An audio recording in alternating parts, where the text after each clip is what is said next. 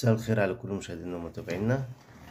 زي ما انتم شايفين معانا دي غسالة وايت بوينت لحد 16 كيلو.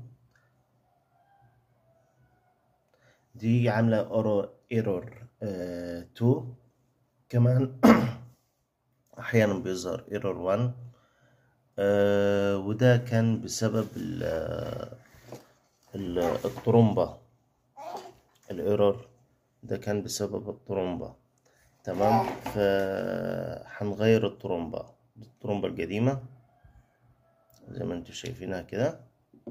الايرور ده اول ما يظهر معاك تعرف ان دي عطل طرمبة. احنا كمان عملنا تيست كمان للطرمبة وجبنا طرمبة جديدة كمان بامتيازات اعلى، يعني دي فيها ميزة كمان بتفصل حراري داخلي زي ما انتوا شايفين.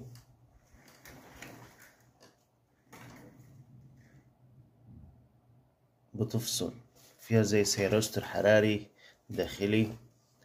اول ما بيحس بالحرارة ان الطرمبة سخنت بيروح يفصل.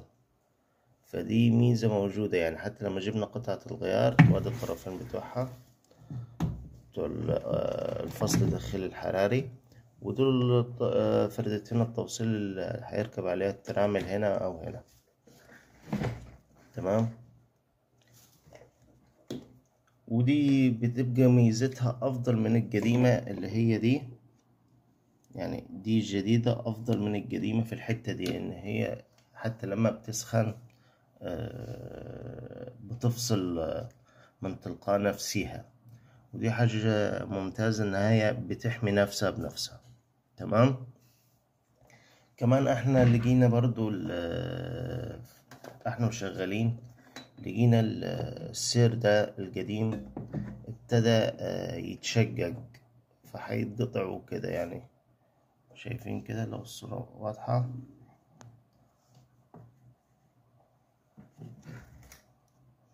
فقلنا نجيب حاجة أفضل كمان. رحنا جبنا سير هندي رقمه 525. هوريكم الرقم اهواتي 525، وده رقم السير. وبتركبوا هنا ما بين الموتور اهو هنا، والدربوكس اسطوانة الدربوكس اهو دي، وبيشتغل معاك 10/10. هنركب ونشغل ونعمل تيست، وقبل ما